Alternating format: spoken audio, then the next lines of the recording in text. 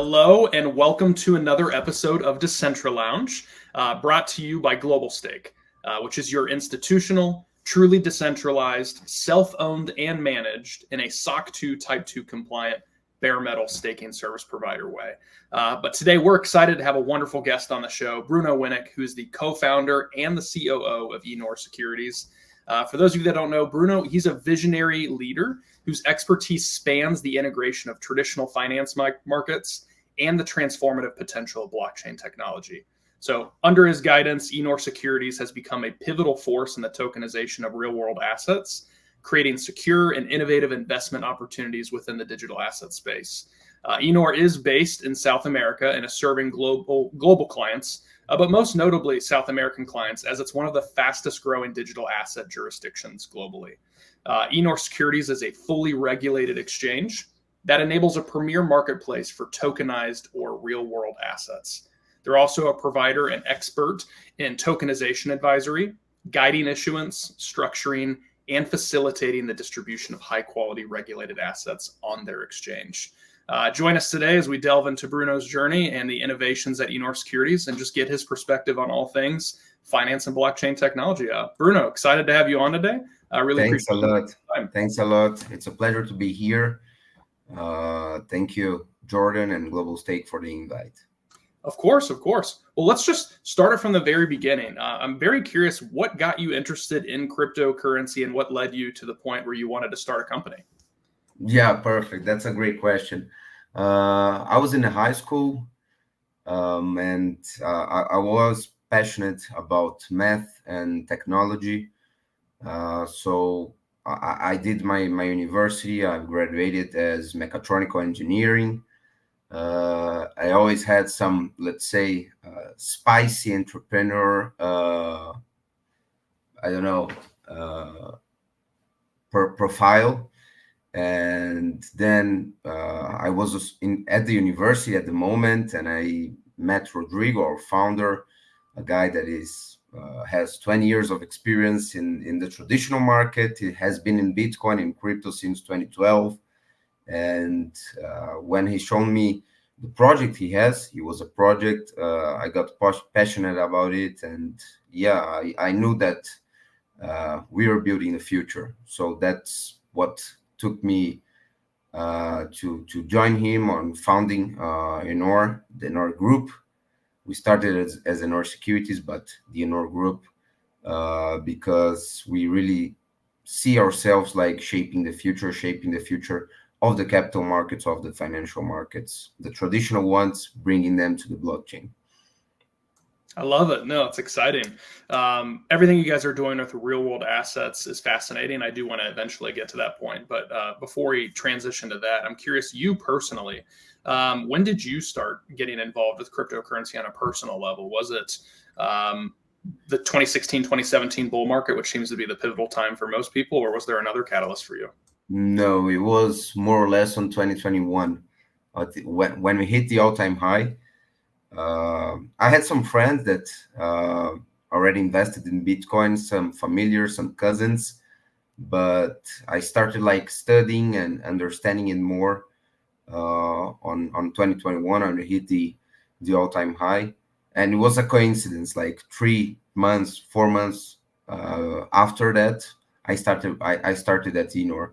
So yeah, perfect timing. I love it. So then I'm curious, let's transition here to talk about Enor Group, Enor Securities, et cetera, eGrains, all the above. So from the very beginning, like what's the core vision and what are you guys trying to build at Enor Group?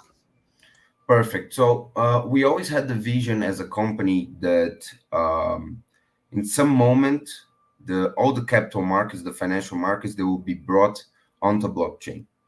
The biggest challenge at the moment was how would we give investors and token holders the civil rights over the underlying assets, right? So we started studying jurisdictions, studying regulations to understand where we could really bring blockchain to the financial markets, to bring efficiency, to bring benefits to takers and to investors. Not just using tokenization at some add on, let's say, or for marketing purposes. Like our vision is that the blockchain will make more globalized, more democratic, and more efficient fundraising. We are part of our team is from South America. We know that we have one of the highest interest rates in the world, but what lacks for us is liquidity. And on the other side, we have European, American, and Asian investors that has that have lots of liquidity but low interest rates. So we see like a perfect market fit, and we saw in El Salvador, just going a little bit forward, our opportunity to make that connection, to disintermediate this process, and to connect takers from Latin America to investors from all over the world. I love it. Fascinating. So you brought up El Salvador, so that begs a question for me. So I know Enor is South American based, but can you zero it in on which specific countries you all are operating in, and which jurisdictions are you seeing a lot of growth and interest in the tokenization space? And the reason why I asked this question is a lot of people are starting to notice crypto and Web3 is getting a lot of attention in obviously the EU, Asia, the Middle East, but I think South America and the Latin American market is a sleeping giant that people are starting to notice, and I'm excited to see where you guys go. So curious which jurisdictions in the Latin American, South American market you guys are seeing a lot of traction. Perfect. So we have offices in El Salvador, in Central America, in Brazil, building some very great partnerships in Argentina. I'll talk about that, and we have a small office in Portugal.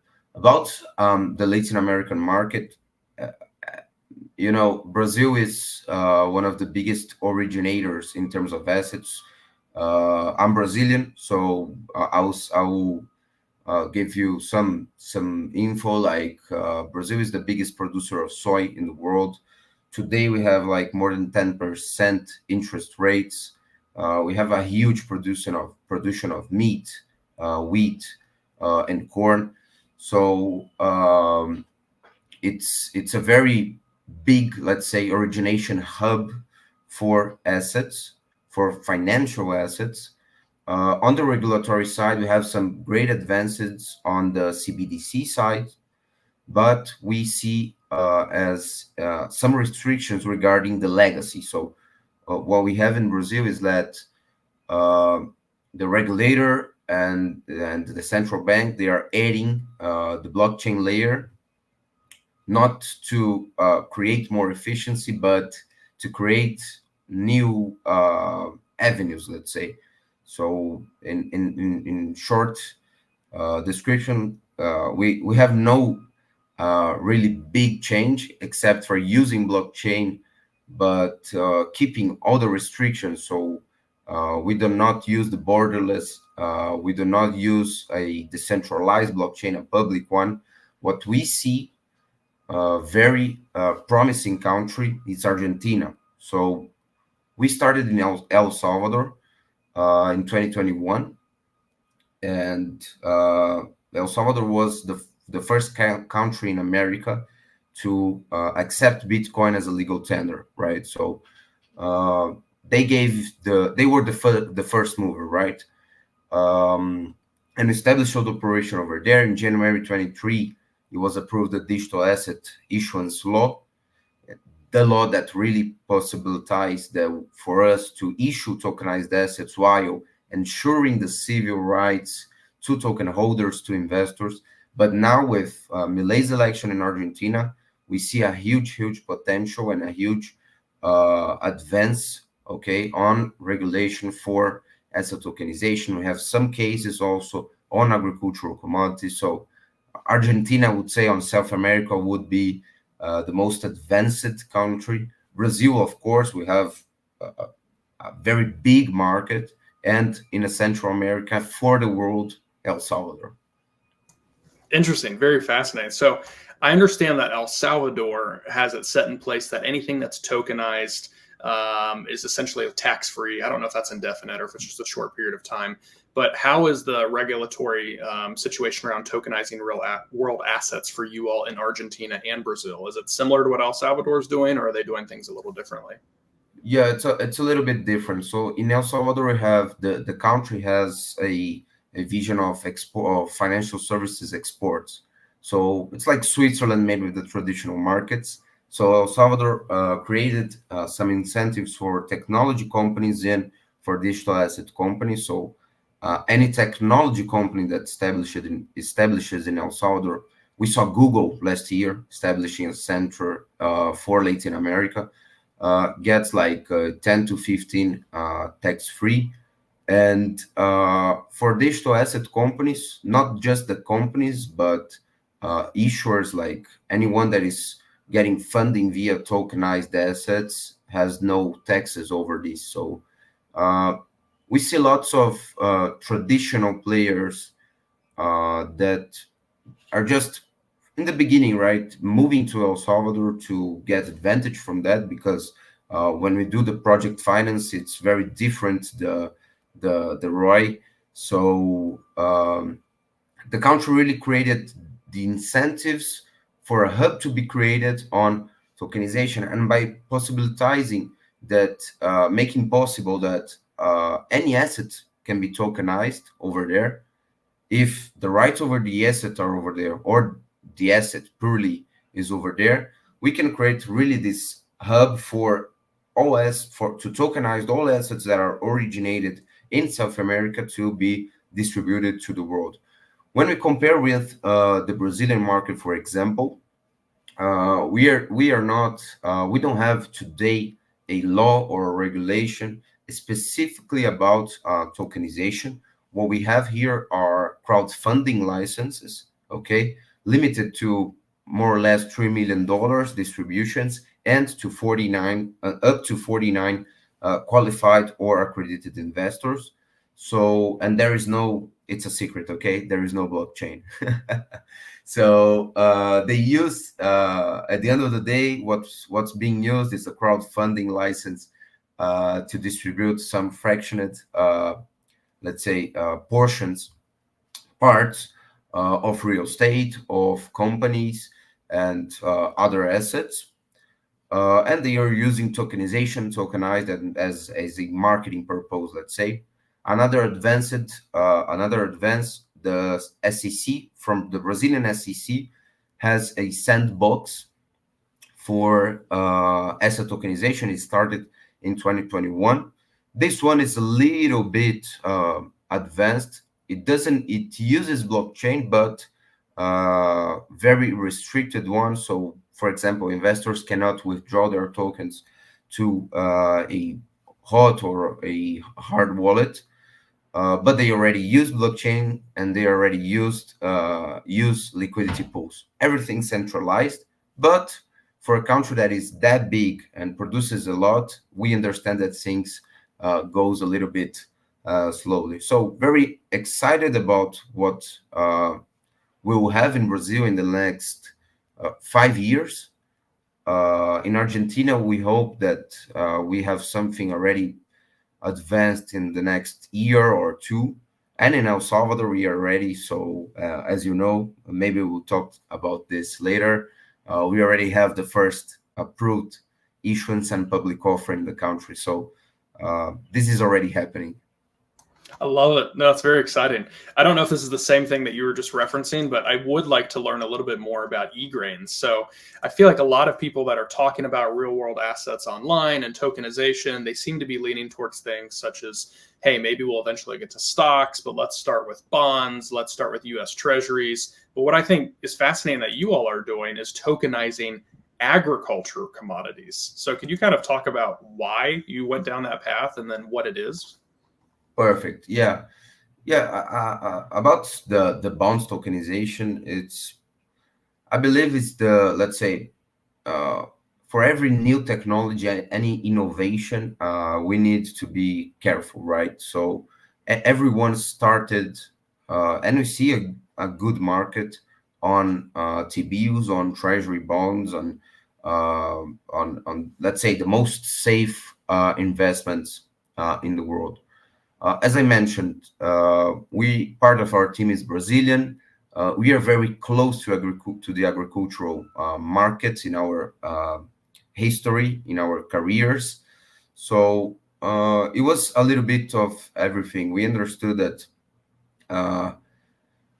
we wouldn't have problems by tokenizing soybean in terms of negotiation with producers, with tradings, with the regulatory part, and also to show to the world that if we can tokenize soybeans that are not physically where they are being tokenized, but the rights over them is in are in El Salvador.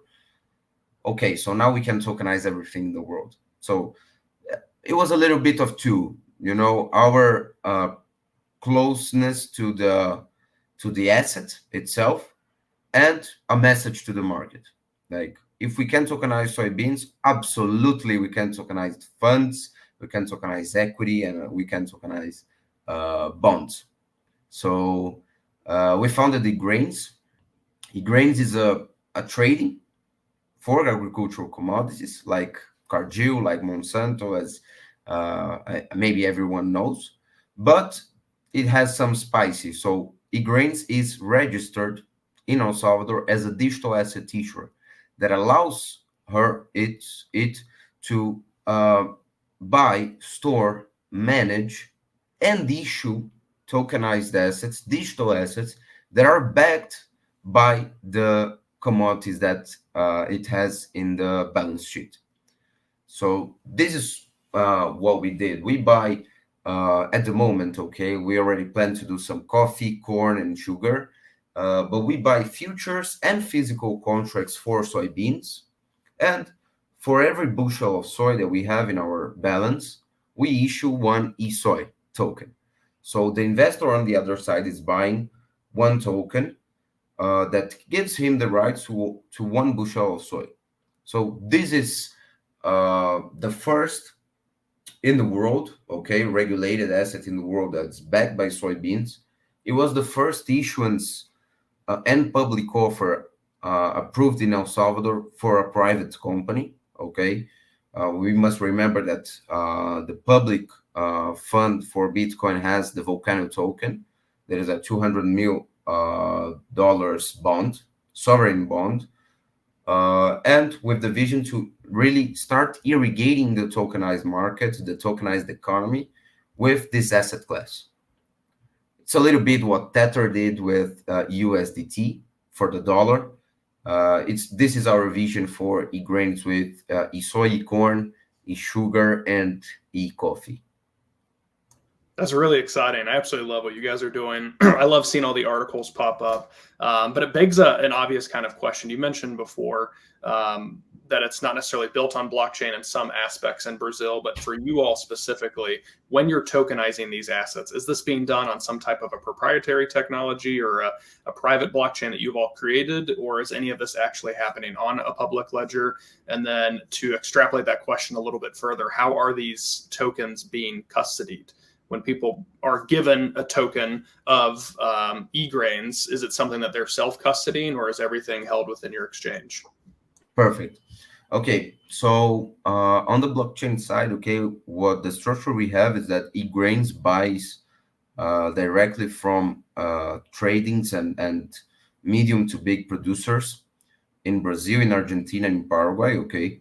So eGrains holds the assets, the futures, or the physical contracts, and it issued the tokens in El Salvador on 3 blockchains, okay? We use Polygon, we use Consensus Linea, a layer 2 for Ethereum, and Avalanche, okay? So eSoy is issued on public blockchain.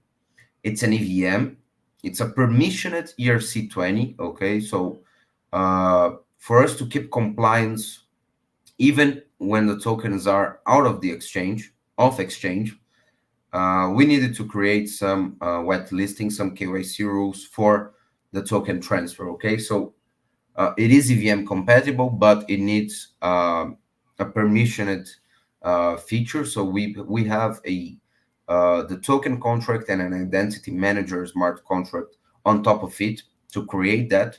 And this is good for us to prevent any kind of bad stuff done with the token. So and by allowing also investors to withdraw it. So Enor Securities is the official DASP, Digital Asset Service Provider. It's the stock exchange for soy distribution primary offering, and we'll open a secondary market also. And Enor Securities is also a regulated custodian in the country. So Enor Securities is allowed, okay, to custody those assets for eGrains. So all the issuance that eGrains does is custodied by Enor Securities. eGrains cannot do the custody for its own tokens. So it needs to be Enor Securities in order to increase safety. Enor Securities uses Fireblocks technology. Okay, we have some redundancies with BWS. It's a very strong company for the banks in South America. But Enor Securities is the custodian. The asset is issued on public blockchains. It's fully withdrawable to hot or to cold wallets. I'll give you maybe 90% of the tokens that are already distributed. They are still custodied by Enor Securities. We have some few players that withdrawn because we offer a very solid institutional solution for treasury management and for custody, right? So we have lots of funds, Brazilian ones, for example, that cannot custody digital assets, that reach out to us that we are a regulated custodian, and we use Fireblocks technology, and we have a very solid institutional solution with transaction approval policies that tap creation for them. So almost all of them, they keep the assets with us. Fascinating. No, that's a perfect answer, and I appreciate you providing that. So the last major question I would have for you is the institutions that are listening to this, or really anybody that's interested in trying to figure out how they can work with you in regards to tokenization advisory, maybe guiding issuance. You guys also do some structuring work or even the facilitation itself of distributing these highly regulated assets. How can people reach out? How can they work with you? What are you guys essentially looking for right now to assist them? Yeah, perfect. Yeah, we at the moment, as I told you, we sent a message by tokenized soybeans. So we received demand from all over the world to study tokenization projects. So maybe there's someone that is listening to us that can be interested in that. I invite you to reach out to me via LinkedIn, Bruno Winik, or via email, bruno.winik@enorsecurities.com. But yeah, we are really focused now on creating new avenues, creating new tokenizing new asset classes. So I invite you, everyone, and of course, to bring liquidity to create a liquid secondary market. So anyone that thinks that could fit in one of these steps, please reach out. I'll be very happy to answer all of your questions and to work together. Awesome. I'm excited. Well, for those of you that are listening, all of the appropriate links will be in the description on whatever platform that you're on. Definitely reach out to Bruno and the team. They're building something wildly exciting, and they've already built some very exciting things. So share the love and figure out how we can help support them. Bruno, thank you so much for your time today. Excited to see you guys continue to grow and the success ahead. Really appreciate your time. And thank you all. We will see you on the next episode of Decentral Lounge. See y'all. See you. Thank you.